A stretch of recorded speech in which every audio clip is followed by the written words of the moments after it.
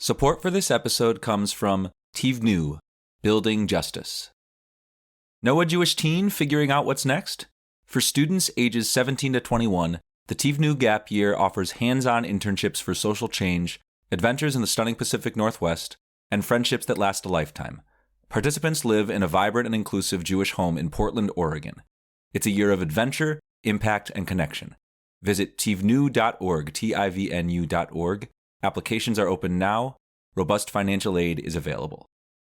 This is Judaism Unbound, episode 517, The Torah of Kink. Welcome back, everyone. I'm Lex Rofberg, and Dan Liebenson is also here today, but I'm doing the intro in his stead this week. We are thrilled today to feature a teacher of one of our upcoming 3-week mini-courses in the Onion Yeshiva as our guest. These classes begin in just a few days as this episode is being released, so now is the time to sign up. Just head to judaismunbound.com/classes to learn more about each of our 4 options.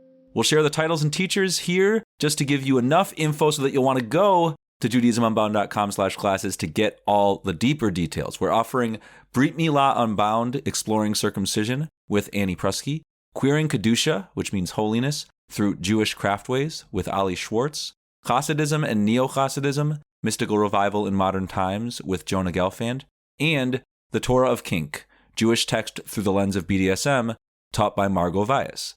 That last mini-course I mentioned, The Torah of Kink, will be the topic of our episode today, and its teacher will be our guest. We're excited to welcome Margot Valles onto the show to discuss why kink, despite all its taboos, is an important subject to explore in Jewish spaces, maybe because of all of its taboos, along with why kink connects specifically to an organization like ours with goals of Jewish experimentation, play, learning, and unlearning.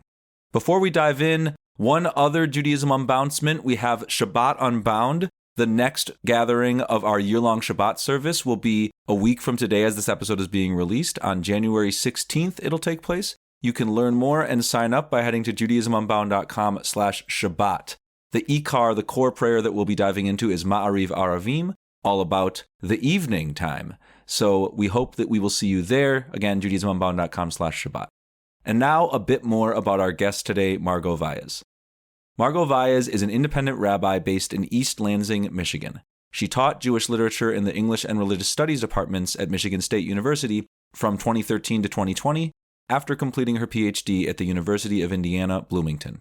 She was a Lilly Teaching Fellow in 2017 through 2018. In 2021, she earned a certificate in Jewish leadership for educators from the Spertus Institute, and she received rabbinic ordination from the Pluralistic Rabbinical Seminary in 2023.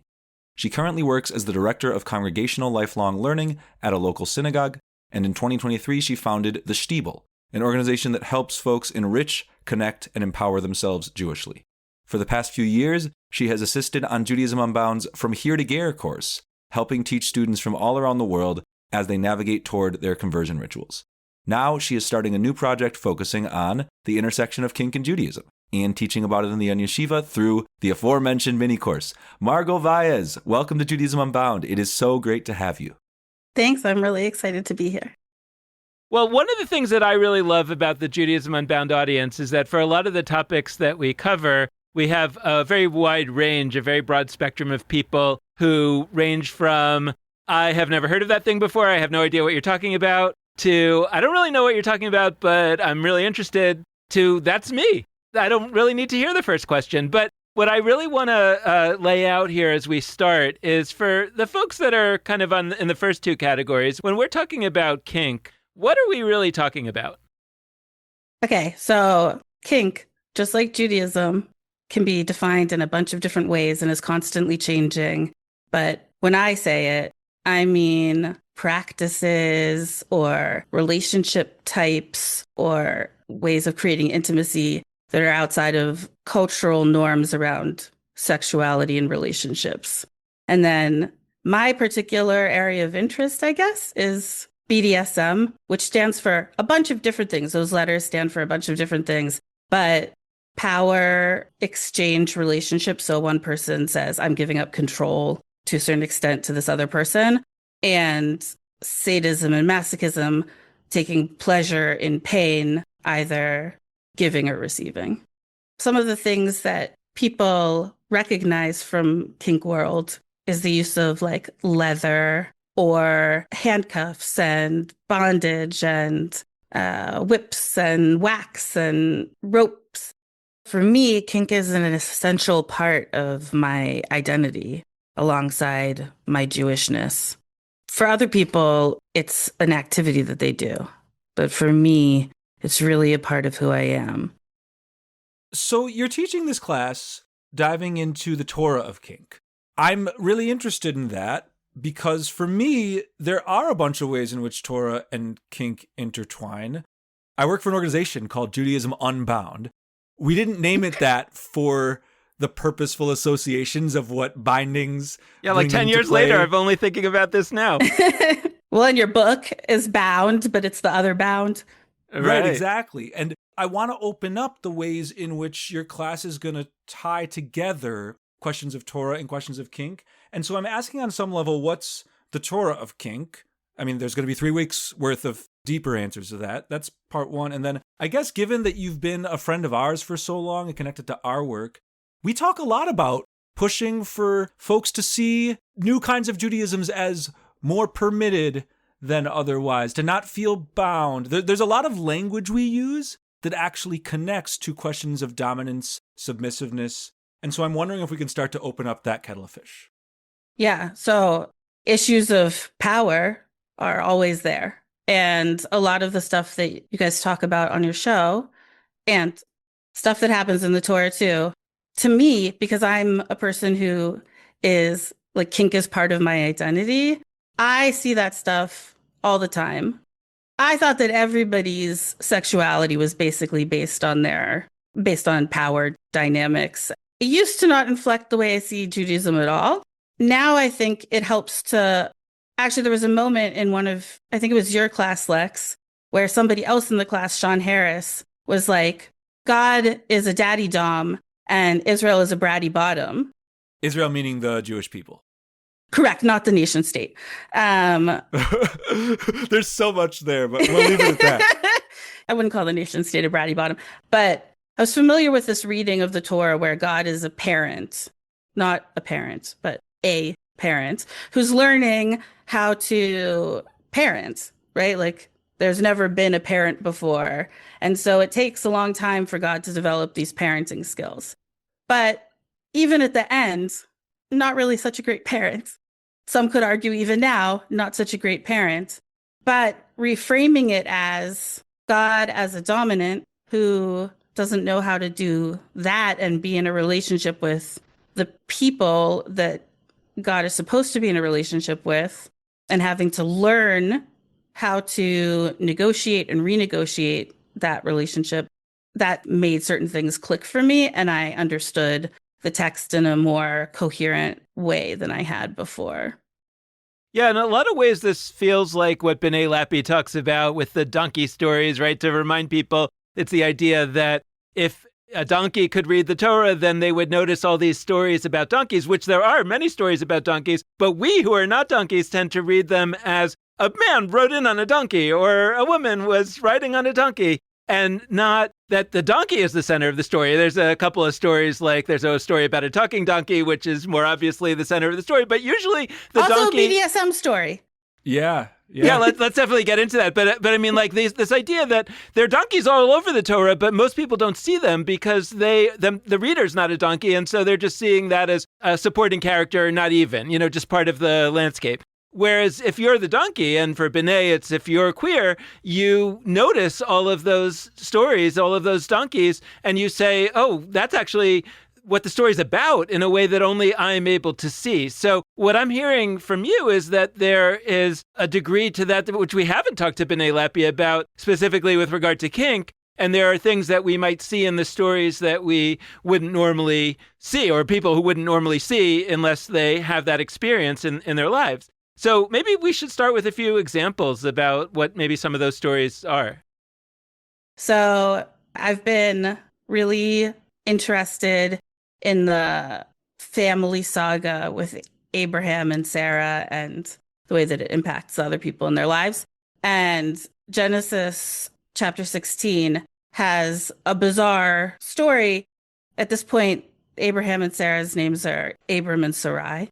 And Sarai has given her slave, Hagar, is that what we say in English? Anyway, um, to Abram as a wife. Then she gets pregnant. Sarai wasn't able to conceive. She's kicked out. So 16 follows her. She being Hagar. Yeah, Hagar, oh wait, she doesn't get kicked out. What happens is Sarai afflicts her to the point where she runs away. This is a very upsetting story, I think, for a lot of people. And it is still upsetting to me too. But what happens when she's run away is that an angel comes and tells her to go back and take it. And instead of complaining or whatever, she's like, God has seen me. And she names the place of God seeing me. You could see it as a story of Sarai is abusing the slave that she's told to do this thing and then gets mad at her and then is upset that she had this success when Sarai is barren. Or you can see it as Hagar going on a journey of realizing her own masochism and recognizing that God sees it in her, even if she doesn't see it in herself. I want to dive into something that feels very important in all this, which is, so with that story, and potentially, I don't know exactly what you were getting at with the donkey who's beaten by Balaam, but I want to confront something that maybe is happening interpretively and open it up for questioning, which is what I don't want Kink Torah to be is a way out of texts about abuse. Mm-hmm. I think that Sarai abuses. I think Abram and Sarai are awful to Hagar, and I'm not super personally enthused about readings that would rehabilitate them in terms of how they treated her. And I am interested in finding empowering stories of people connecting to their own masochism. Like, I think that that's important for people that may want that today. But I want to be really careful about how we do that, because I think one interpretive maneuver that one could do over and over again is look at a terrible text where somebody is mistreated and say, that person is not, but like this gets to questions of like consent, right? Like the donkey is not asking, it has not signed up for the relationship that then happens where and it's a female donkey, which I actually think is interesting and worth noting in a heteronormative text, that a male rider is riding a female donkey when most donkeys in the text are not named as female. But I am concerned, as somebody who loves that story, that's my favorite Torah portion in the whole Torah, and who sees it as a good teaching of how not to be in the world. I want us to be able to read that and read other texts that can sort of empower folks that are looking for beautiful consensual forms of BDSM, forms of kink. But I'm curious how you'd respond to that, because my sense is you don't want people to just read the Torah and say every form of abuse is like hunky-dory. Right. Okay. The world of consent. I would say for the last 100 years or so, we've had a huge change in the kinds of power dynamics that we are part of in the world. So the idea that we all have the ability to choose things for ourselves and can be empowered by choosing, for example, to be submissive, that didn't exist before. You just were born into a power relationship for the most part. You know, you're a woman, you're submissive to your father and to your husband until, it's still not the case everywhere that people are free from that, right? And if you're a vassal, you're submissive to your king. And even the things that we might think about in the Torah as attempts to create consensual relationships, they fail often.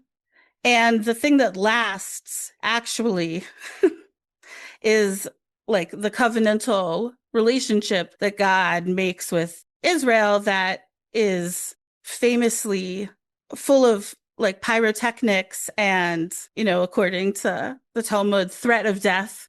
Dan and Benet had a video that they made for the Megillah Project many years ago about this midrash in the Talmud about God overturning the mountain over the Israelites. Whether God did that or not, if you were there, that experience was overwhelming and the people had no choice. Whether it's an explicit threat of death or it's just God is God, God can zap you at any moment. If God says, let's have this relationship, you have no choice. You have to say yes or nothing. When that section presents the time the deal is like a binding contract being in the Megillah, when it says that the Jews took this on as a lasting thing, but specifically about the Purim stuff, whatever, that's way past Torah times. At that point, God isn't present and isn't super involved in the day-to-day operations of people's lives as presented in the Torah, right? God is famously missing, at least explicitly, from the book of Esther. So no matter how we look at things in the Torah, there's not going to be the kind of robust consent that we want in our actual relationships today. And a thing that shifted for me recently was I was thinking about God being better, learning better skills for consent over the course of the Torah. But one of the differences between consent and a covenant is that a covenant lasts in perpetuity beyond the life of the person who's on the one side of it. Whereas a contract or an agreement or consent only applies to the person who's giving the consent. When God makes these kinds of relationships with people, it applies to their children, whether their children want it or not. That was like a really far away story. But the point is, even our model, if we want God to be the model, doesn't have these skills yet. And it's going to take a while for God to, or for humans to get those skills. On the other hand, what I like about the Sarai story, and I don't want to completely defend it or apologize for it or make it simple when it's really complicated, is that weird moment of the naming of the place. So she says, you are the God of seeing, right? Ata El Roi. Elroy for the Jetsons fans. And then the well is named the well of the living one seeing me. Be'er l'chai roi. That is a weird thing for her to say. Another thing that's part of it, like, yes, she's the one who's naming this experience as, in my view, she's feeling seen. The other piece of it is the angel or the messenger says to her, you're going to call your child Ishmael. God listens because God has heard you're being afflicted. So maybe God is just a jerk trying to rub salt in the wound here. But I think there's also the possibility that God is responding to her in a way that nobody expected, including her. And suddenly she does feel seen in a way that she hadn't before. Yeah, I mean, it's fascinating just to hear you describe this because in a way it's making me feel like a lot of traditional rabbinic commentary is kinky in the sense that it's saying like, hey, it looks like God is abusing us here. It looks like God is imposing a one-sided covenant. It looks like God is doing this and doing that. But actually, we've chosen it. And whether we chose it 1,000 years later, like in that story that you talked about in the Purim story, or we chose it 1,000 years later, but it was retrojected, or it made us understand that actually it was a choice all along. That's interesting. And it feels like exactly the kind of donkey story that we're talking about, like somebody who is not looking at it from a kink perspective would not see that. Now, just because you see it doesn't mean it's there. And there's a whole question about like, well, who put it there? Authorial intent, all of that, right? And it may or may not. I don't think we're necessarily saying, or you're necessarily saying that this was the intent. It may have been, but it's also offering, I think, a new layer of potential reading that, one possibility is to say, right, the people are awful or God is awful. And that's not the way that the rabbis traditionally read texts. They said, let me try to figure out a perspective that allows me to say God is not awful, which can be problematic, right? But it's super problematic. But it's an interesting possibility that you're opening up here. Yeah. So I've been teaching this Midrash class for 3 years on Genesis. We're just doing Genesis Rabbah. we've been going through it very slowly. And my takeaway from it is that the only thing the rabbis are truly interested in is trying to make God not be awful and have God be the just character that they want God to be. And they will go to all kinds of lengths to make sure that there's justice in the world and that God is a good guy.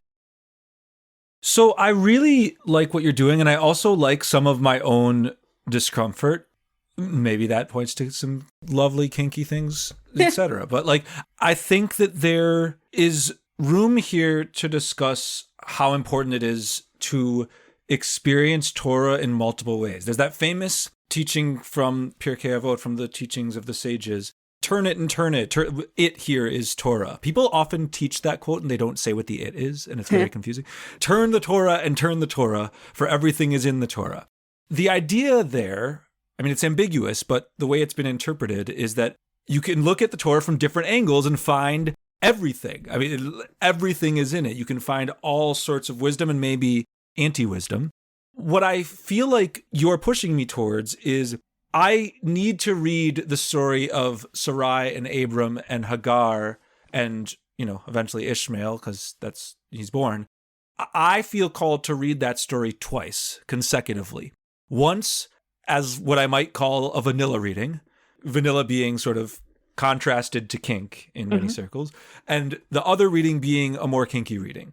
And the reason I feel called towards that is because I do feel in me a nervousness around what happens if we only bring the kinky reading to that story, and whether it points us to an apologetics for characters that what's funny is my discomfort is itself related to power dynamics. Like I want Hagar to be elevated, and I also want Abram and Sarai, the typical heroes of the situation of this generation. I want them to be called out when needed. And so if I do the vanilla reading, where that's kind of the classic simple reading, where we don't dwell in the ways that, wow, she's feeling empowered and seen. If I do that reading once, and I don't let Abram and Sarai off the hook, and I do the other reading, then okay, I've turned it, and I have multiple perspectives here, and I can land a little more comfortably and hold all of them. And so I guess I'm curious, like, how should people use Kink Torah in the like you've done brilliant readings of many stories from Torah, from Midrash, as you mentioned, from Talmud. You've got Toldot Kink, which is in our show notes, this whole source sheet on Sefaria of incredible texts. I guess my curiosity is that the supersessionist replacement for other readings of Torah? Is it a companion? Is it both? Is it neither? How do we use the Torah of Kink? Yeah. So I really hope that it does not supersede other readings. It's important that there be many readings. Like, our tradition preserves multiple interpretations. That's something that's super valuable and wonderful about it, and that provides lessons for us when we're interpreting real life situations. And I agree, I don't want it to become an apologetics. I also think that because it's tied to sex, right? Not every kinky thing is sexual. There are people who use rope to self-bind and center themselves, and they find value in that that's not sexual at all. A lot of people look at tefillin and see it as this kind of marker of the place between kink and Judaism, because you're literally binding yourself with leather straps to the point of leaving marks on your skin often. In order to connect to a power figure, right? Right. I mean, at least in some traditions, when you're wrapping the last finger piece, you say, I betroth you to me, talking to God. For most people, I don't think that that is sexual, even though people look at it and are like, that's a fetish item. And like, if you look online, there's going to be an article you'll find about somebody who thought it was a sex toy when they found it in their partner's stuff, like his old bar mitzvah tefillin or whatever. But most people who wrap tefillin don't do it because it excites them sexually. They do it because it centers them or gives them focus or connects them to the tradition or connects them to the divine. And none of those things are sexual. But for most kink things, or when people think about kinky things, sex is just there in their minds. Like, we don't imagine, even though there are people who like spankings without there being a sexual component to it, most of the time when we think of adults opting to be spanked, we assume that there's some sort of sexual component to it. The reason why I'm saying all of this stuff is because when we take that and we apply it to Torah, there's a lot more reluctance to go there than with other things, because our whole culture is deeply uncomfortable with sex, and it feels sacrilegious to take something as sacred as the Torah and to pull in a sexual whipping or sadomasochism. It's an interpretive space that people are reluctant to go to. I kind of want, as it's just sort of emerging really as a approach, I want to be like generous with it, because people are already uncomfortable with connecting these two things in the first place. Well, before we completely let things off the hook in terms of the sex part, it just feels like, for example, we have this idea having nothing to do with kink. This just has to do with sex, right? That we have the Sabbath bride that comes on Friday night, right? And this whole kind of Kabbalistic idea. I mean, what is that? Like, you know, you may not be feeling sexual attraction or sexual feelings when you're at Kabbalat Shabbat services and welcoming the Sabbath bride, but clearly that's what it comes, that's related to that. I mean, just because you aren't having sexual thoughts at the time that you're doing the practice doesn't mean that that practice doesn't tie closely to sexual things, right? And we have other things that are even more explicit, like the idea of reading the Song of Songs, reading a work of erotic poetry to be symbolic of the relationship between Israel, the people Israel, and God. And maybe it is, maybe it isn't, but it probably is. It's arguably much kinkier if it is than if it's just a love poem between two humans or a few humans. Right. And if it is, then like take that seriously. Then obviously the world of sex and the world of religion are not as far apart as I think a lot of people want to believe or have been taught to believe. And so when we look at something like tefillin, I'm not really sure that we want to just say, oh, well, this kind of has a relation, right? I mean, it's to say like, no, actually what's going on here is a kind of bondage ritual that is related to a relationship among people with unequal power. And we should take that seriously and ask ourselves, not to say like, oh, and therefore it's, you know, bad or it's, I don't know, uncomfortable, but to actually say, wow, like maybe our ancestors had some kind of insight, maybe conscious, maybe not, that actually has reverberations. And then again, that somebody who comes to look at this ritual from the perspective of using related implements in their sex life might actually be able to give us a read on what we're doing with tefillin that is actually interesting and important for us to elevate our understanding of what's going on there. Because I'll tell you, without a reading like that, I'm uninterested in it at all. I don't do it. Because the way that I was taught, it just makes no sense. Why should I just wrap leather around my arm every morning? You know, that just didn't appeal to me. Whereas to understand it as some kind of symbolic thing about a relationship, like that starts to get interesting. So I'm wondering whether you might make it more interesting. Okay, so I don't know if I'm going to make that quite more interesting, but I do think that one of the valuable things of applying a kink lens to Judaism is that it shows how, in a lot of ways, Judaism has been trying to deal with the same feelings that kink tries to deal with, and some of the big issues that impact everyone. We've talked about power dynamics. That's like one thing. But the other thing is like a big project of religion, and also a big project of kink is figuring out what to do with our appetites. Like we have this appetite for food and for sex and for other humans, like just in general, we want to have them, whether it's hurting them or sexing them or whatever, right? But we want to have them. So religion tries to control that by making sex sacred.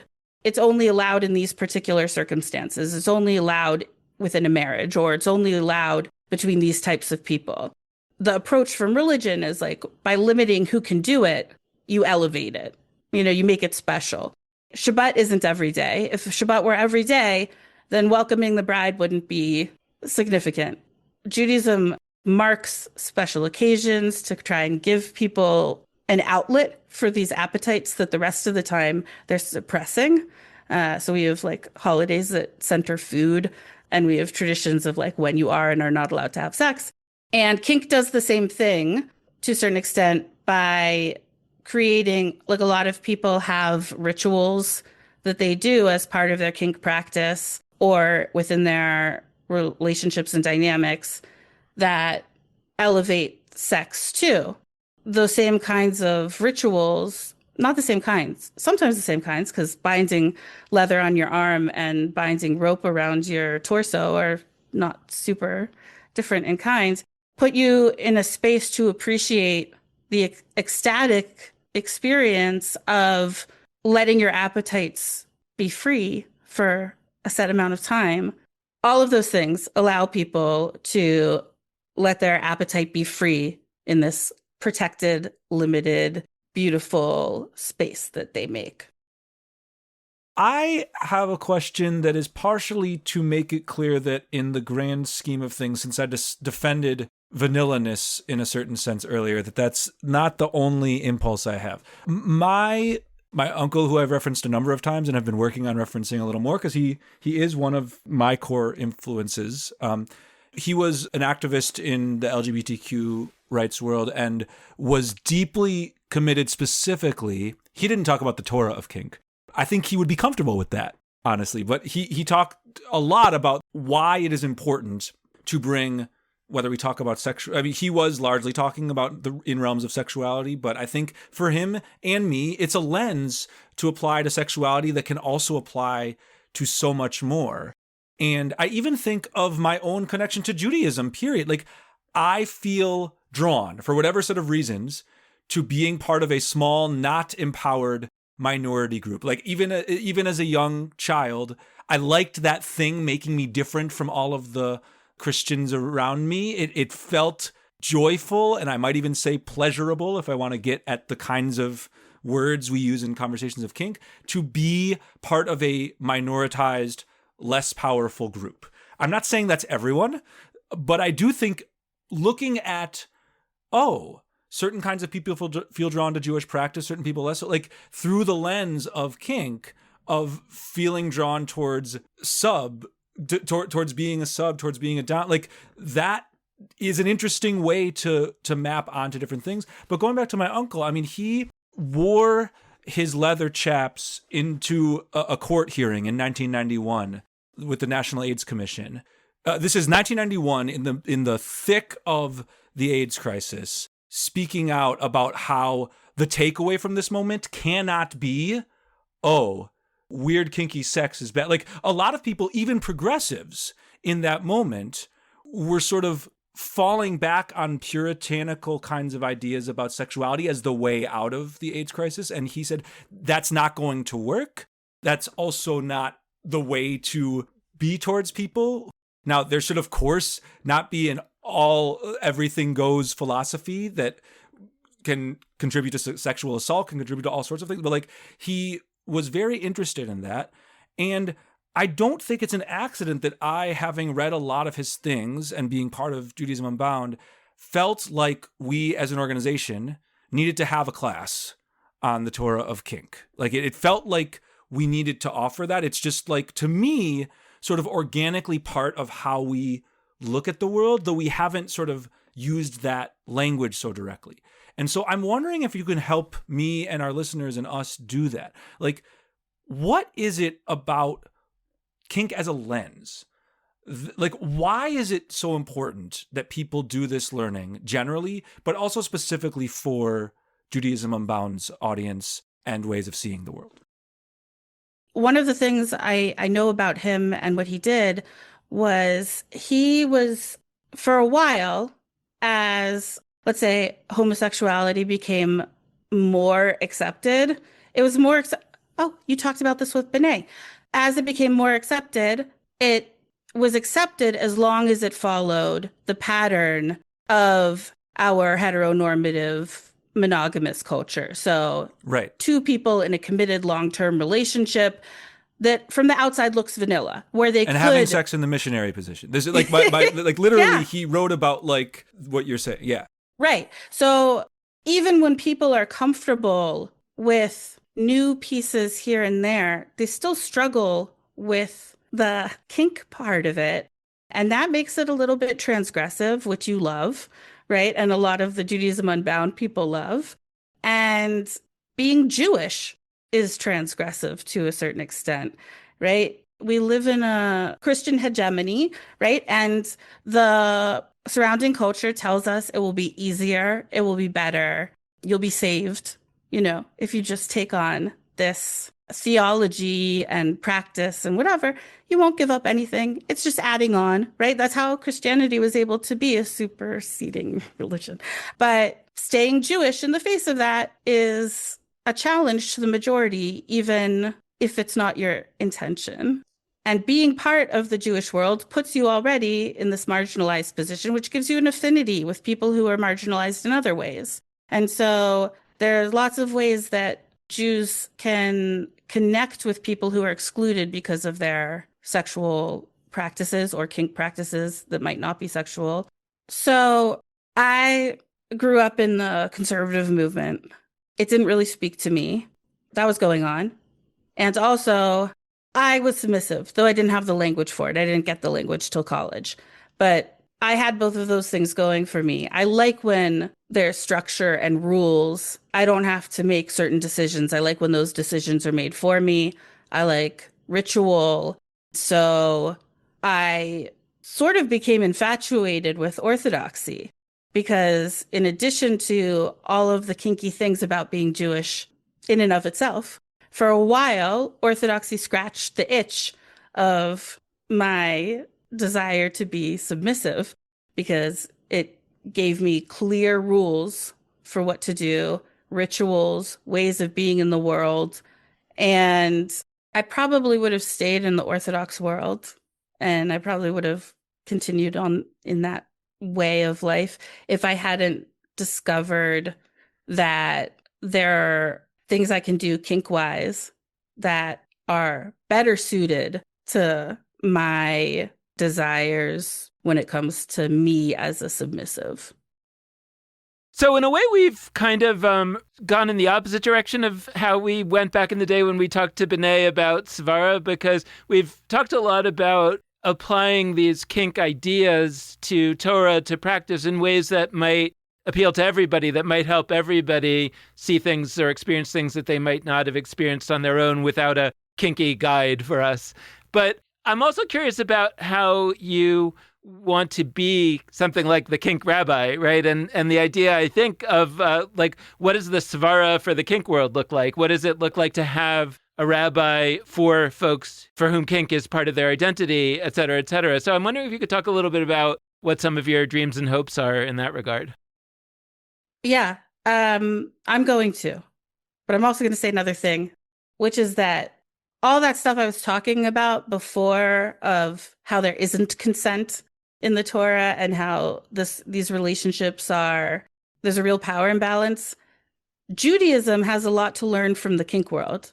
Kink stuff enriches Judaism. Judaism enriches, at least for me, kink stuff. And the big thing is the way that consent functions in the kink world.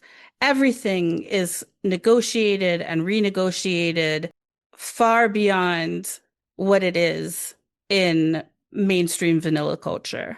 Like I would say that that's kind of the defining feature of the kink world today is the focus on consent. Obviously, like everywhere, there are incidents where consent is violated, but for the most part, because you're doing so many things that are on the edge of acceptable, have risk associated with them that the participants should be aware of, people are extra careful about not engaging in ways that would be a problem in terms of being able to give consent. So in most places where kink is practiced, there's either the use of substances is banned or, any sign of intoxication means you're done. You can't play. And people are very careful about the power relationships from the real world that they bring too. So if somebody has a lot of power in the real world, in a kink relationship, it might not be a good idea to be the dominant for that person to dom a person who doesn't have a lot of power in the real world. That's a thing that Judaism can benefit from, just a greater awareness of the power dynamics and this kind of focus on, are we regularly getting the consent that we need? And are we checking in regularly to make sure that other people are having their needs met and are not having their consent violated, et cetera. So in terms of what you were asking about, Dan, of what I want to do as kink rabbi, within the Jewish world, I want to offer this consent-centered lens and this kinky reading as a valuable addition to the toolbox that we have as Jews.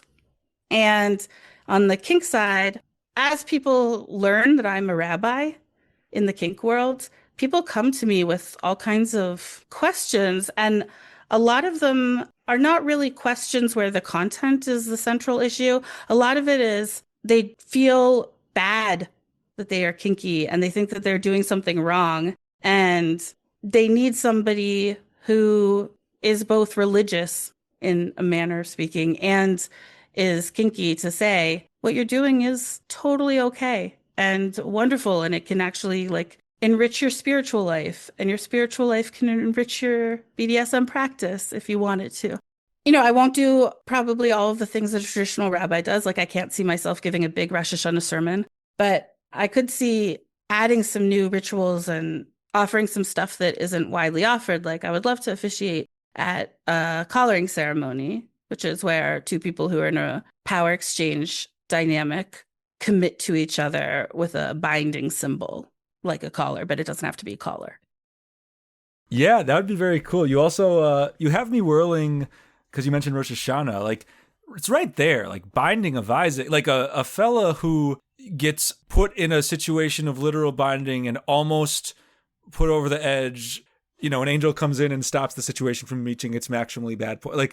I bring that in because as we close, I'm just grateful to you, even in this conversation, for bringing kink as a lens to some stories that I've thought about a lot and others that I've thought about less. I really think that just having that in the stew pot of our interpretive lenses, whatever your practices are with BDSM or not, I still think that having this as a prism through which to look at Jewish tradition, it's so important. And then for the folks who want to go the other direction as well and have Judaism be a filter into their kink practices, amazing. Through this conversation being opened, you have me thinking about the fact that the first plague in Hebrew in the 10 plagues is called Dam. That means blood. It doesn't mean a dominant thing. I heard Dam when you said it earlier as blood because I was in a Jewish podcast. But I don't know. That's not anything deep yet. But I think that if all of us are sort of operating in our Jewish lives with this as a possible seed of meaning making, to fill in, it's right there. Binding of Isaac is right there. Some of these are right in front of us, and we haven't channeled the meaning that comes from juxtaposing kink and Torah before. I think because there hasn't been the right space. It's funny that a lot of Jews inhabit subversive spaces. That's not news to anyone.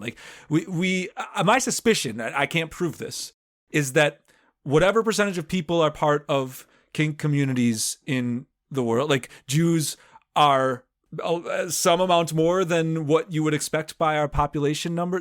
When you are working with topics around which there is a group that is more normative, more vanilla, etc., and less so, when you look at the less so, there's often a lot of Jews there.